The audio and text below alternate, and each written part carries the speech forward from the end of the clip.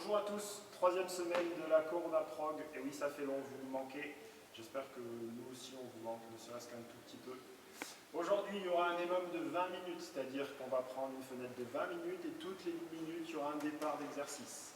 Sur les minutes impaires, c'est-à-dire la 1, la 3, la 5, etc., on partira sur 20 air squats.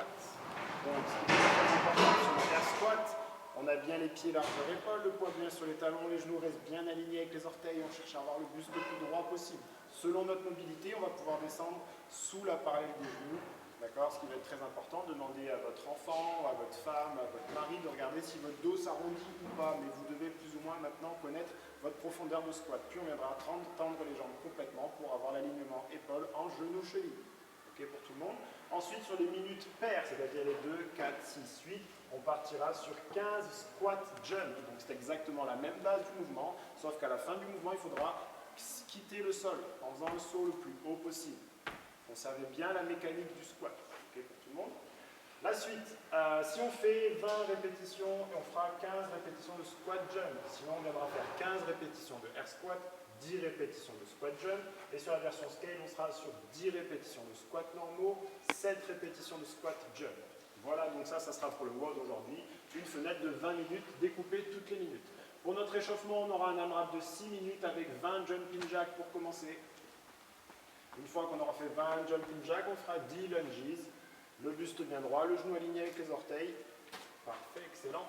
Et on partira ensuite sur 20 high knees, donc on va monter les genoux le plus haut possible. Cherchez l'amplitude, pas forcément la vitesse, les amis. La suite, on sera sur 10 striders. On sera en position de push-up, d'accord. On vient amener le pied proche de la main.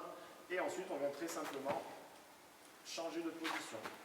Ok, pour tout le monde, on vient bien ouvrir au niveau de la hanche. Le dernier exercice, on sera sur 20 secondes de hollow rock. Donc ça, c'est la position RX. On a les jambes tendues, les bras tendus. On vient avoir un bel arrondi entre les chevilles, la hanche et les épaules. Si la version un peu plus simple, on va pouvoir tendre les bras vers nos jambes.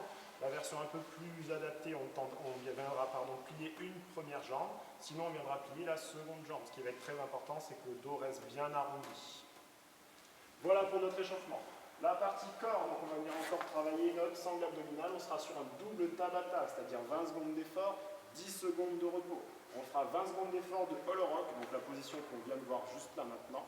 Prenez une position qui vous permette de rester les 20 secondes statiques. La deuxième position, donc c'est l'inverse, on sera sur le ventre cette fois-ci. On viendra lever les mains et les pieds. Gardez bien les mains alignées au niveau des épaules et le regard vers le sol pour conserver l'alignement de la colonne vertébrale. Et on restera 20 secondes ici. Donc on partira sur 20 secondes du hollow rock, 10 secondes de repos, 20 secondes de hollow rock inversé, donc de Superman, 10 secondes de repos, et on fait ça 16 fois. Voilà pour aujourd'hui. J'espère que tout le monde va bien. 3 semaines, ça fait long, on tient le coup, c'est bientôt fini les amis. J'espère vous revoir très très vite. Prenez soin de vous et des vôtres.